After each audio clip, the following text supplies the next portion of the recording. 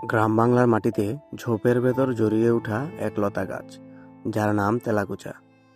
অঞ্চলভেদে এ পাতার বিভিন্ন নাম রয়েছে। আমাদের অঞ্চলে এটিকে কালীকুচু গাছও নামে ডাকা হয়।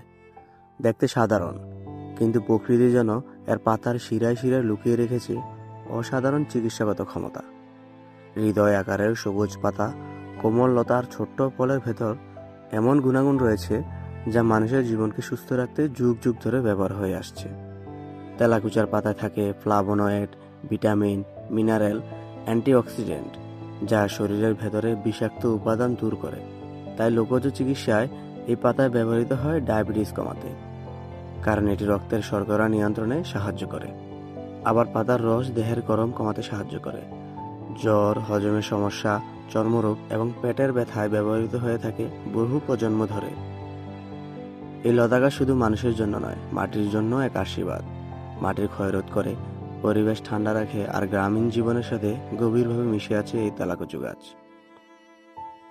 ভোরের শিশিরে জেগে ওঠা তেলাকুচার লতাটি যেন মনে করিয়ে দেয় প্রকৃতির সবচেয়ে মূল্যবান শক্তি লুকিয়ে থাকে সরলতায়।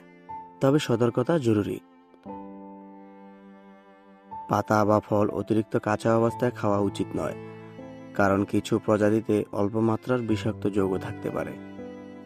অথচ এই সামান্য সতর্কতাকে পাশ কাটালে তেলাকুচা হলো প্রকৃতির এক কোমল সবুজ চিকিৎসক, যে মানুষের জীবনকে চুপচাপ সুস্থ রাখে, ছায়া দাঁড়িয়ে থাকা এক নীরব উপকারীর মতো।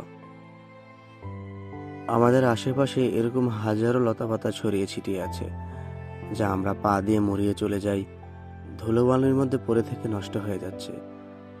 অথচ আমরা তাদের কাজ, তাদের গুণাগুণ জানি না। মহান আল্লাহ তাআলা আমাদের জন্য অনেক কিছুই নিয়ামত হিসেবে সৃষ্টি করেছেন।